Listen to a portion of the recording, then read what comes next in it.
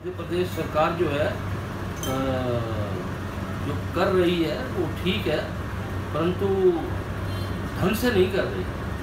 कम जगह खरीदी कर रही है और कम खरीद रही है। इतने में बरसातें शुरू हो जाएंगी, किसानों का प्याज ही सड़ जाएगा। सरकार है, जितने परचेज काउंटर्स उन्होंने खोले हैं उससे तो बहुत ज़्यादा संख्या में होने चाहिए। किसान परेशान है। किसान को 8 रुपये किलो बेचने के लिए 3-3, 4-4 दिन लाइन में लगा रहना पड़े मंडी के बाद, ये गवर्नमेंट का फेलियर है। शर्म आनी चाहिए गवर्नमेंट को। और जब किसान परेशान है तो उस बेचारे को भी कोई आउटलेट नहीं है, तो वो ज़्यादा भी भेजता है क्यों? बरसात आने वाली है, जिस किसान पे साधन नहीं है उसे पता है कि अगर मैं अभी नहीं बेचूंगा, चाहे मुझे थ्रो अवे प्राइजेस मिले, अगर नहीं बेचूंगा तो खेत में खत्म हो जाएगा। पानी और प्याज का बैर है, पानी पड़ा नहीं और प्याज खत्म हुआ नहीं, तो उस बेचारे की मजबूरी है। देखिए, मैं तो ये मानता हूँ कि अभी तक देश में ना तो ईमानदारी है ना प्रॉपर डाटा। 7% पिछले साल से ज़्यादा है। जो पिछले साल पहले ही ज़्यादा था वो कौन जोड़ेगा? पिछले साल आलू फेंका है तो प्रोडक्शन पिछले साल ही ज़्यादा था। उन्होंने क्या कंपेयर किया होगा कि पिछले साल से 7% ज़्यादा है।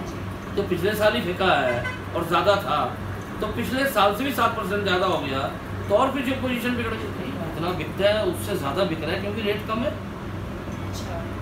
उससे ज़्यादा बिक रहा है जितना रेट कम है। पर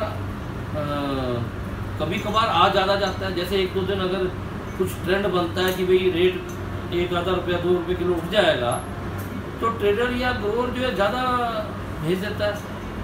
फसल जितनी एग्रीकल्चर प्रोड्यूस है पेरिशेबल, उसका स्टॉक हो नहीं सकता। बराबर, ज़्यादातर का स्टॉक नहीं हो सकता। 3-4 चीज़ों का स्टॉक होता है, आलू का, प्याज का, सेब का। इसकी होर्डिंग नहीं हो सकती। होर्डिंग हो सकती है चावल की, अनाज की, जो चीज़ साल 2 साल पड़ी ना, खराब ना हो। आलू और प्याज जो स्टॉक होता है 3-4 महीने के लिए होता है। देश को पता होना चाहिए कि आलू प्याज इसलिए स्टॉक होता है कि उन 3-4 महीनों में प्याज और आलू पैदा नहीं होता ड्यू टू रेन्स। जिस तरह से देश में अनाज, चावल, चना, दालें अगर स्टॉक ना की जाए तो खाने के लिए नहीं मिलेगी सीजन के बाद। उसी ढंग से आलू, प्याज और सेब को स्टॉक करना पड़ता है कि सीजन के बाद ये अवेलेबल रहे। अगर सीजन के बाद भी ये उस वक्त भी पैदा होता हो तो कोई इसे स्टॉक करे ही नहीं। फिर जो चीजें पेरिशेबल हैं उनके स्टॉक की एक लिमिट है। प्याज ज़्यादा 3 महीने 4 महीने, आलू 5 या 6 महीने के कोल्ड स्टोर में रहता है। तो इनमें होर्डिंग हो ही कहाँ सकती है? जब मैंने स्टॉक किया तो मैंने स्टॉक तो 5-6 महीने के लिए किया ना। आलू प्याज 3-4 महीने के लिए किया। अगर उसके बाद पड़ा है तो बताओ होर्डिंग। जब आगे तेजी एक्सपेक्टेड होती है तो ट्रेडर का ज़्यादा होता है, ग्रोअर का कम होता है। क्योंकि ग्रोअर ज़्यादातर जब उसे पैसा ठीक मिलता है तो वो डरता है और बेच देता है। वो कह रहा है मुझे मिल रहा है जी। पर जब उसे नहीं मिलता तो वो कहते हैं इतना कम मिल रहा है, तो वो रिस्क ले लेता है कि देखी जाएगी क्या होता है, शायद आगे मिल ही जाए। तो ये जनरल ट्रेंड है कि अगर आगे एक्सपेक्टेड है कि तेजी रहेगी, फसल कम है, पता दोनों को होता है, ट्रेडर और ग्रोअर को कम है, ऐसा नहीं है किसी को पता नहीं है। पर ग्रोअर जो है रिस्क नहीं लेता, जनरली पसंद नहीं करता, तो वो अपना माल बेच देता है।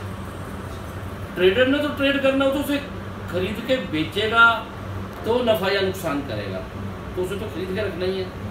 जैसे पिछले साल बहुत बुरा हाल हुआ, लोगों को ये था कि आलू में पैसे मिलेंगे, प्याज में पैसे मिलेंगे, और दोनों में भारी घाटा हुआ, ट्रेडर बर्बाद हो गए सारे। इस साल पहले से ही पता था कि नुकसान होगा, तो ट्रेडर ने कम स्टॉक किया है, तो किसान का स्टॉक ज़्यादा है। अगर कम घटे और मुनाफा उतना ही हो किसानों को तो क्या दिक्कत है?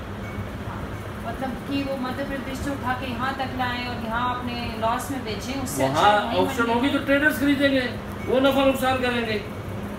मंडियों में वहाँ 5 रुपये 4 रुपये 6 रुपये का रेट चल रहा है, तो अगर 3 रुपये किलो सब्सिडी दे दें, मार्केट कमेटी की मंडियों में जो भी बिके वहाँ 3 रुपये के हिसाब से किलो को चेक दे दें, तो ये 5 रुपये तो नहीं घटेगा। अभी तो 5 घटा, 6-8 घटेगा महीने और भी होगा। पिछले साल तो टोटल लॉस हो गया था इनका। अभी बरसातें जैसे शुरू होंगी एमपी में, अभी बरसात नहीं हुई है, ये शुक्र मान लो 15 के बाद आ जाती है। आज 22-21 होगी फिर भी बरसात नहीं हुई। जैसे बरसात शुरू होगी ये घाटा और बढ़ जाएगा। एक तो खेती से परेशान है कि रेट कम मिल रहा है, रेट ज़्यादा भी मिलता है, इसलिए भी परेशान है कि जब उसे खाद बीज इत्यादि की जरूरत होती है तो उसके पास कई बार पैसे नहीं होती है जी। वो आधी पकड़ेगा वो 50 रुपये। अच्छा। जैसे उसने मांगा, हमने बताया उसको 300 का भाव, हाँ। 3 उंगली पकड़ेंगे ये, 300 रुपये हो गया। अच्छा। अब 4 ग्राहक खड़े हैं हमारे पास, जी। क्या मांगते हैं?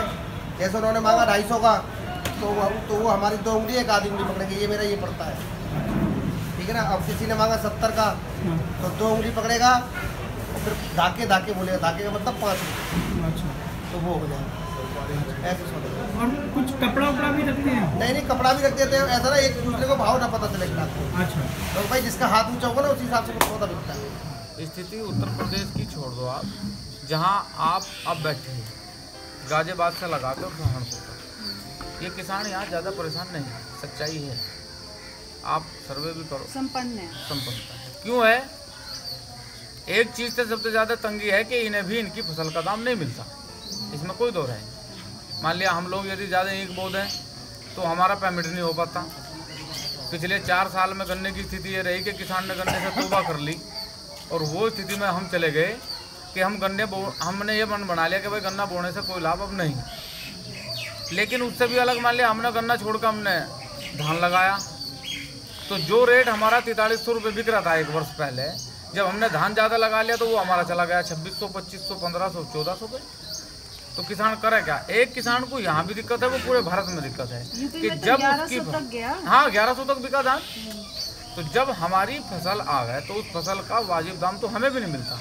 लेकिन हम लोगों में, और जो बुंदेलखंड या पूर्वांचल का जो ज़्यादा क्षेत्र है, मध्य प्रदेश, महाराष्ट्र है, तो उसमें क्या दिक्कत है? हमारे में सिर्फ एक फ़र्क है क्योंकि हमारी ज़मीन पूरे के पूरे वर्ष हमें कुछ ना कुछ फसल दे, चारे के रूप में दो, धान के रूप में दो, ईख के रूप में दो, बाग के रूप में दो, हमारा कुछ ना कुछ सिस्टम।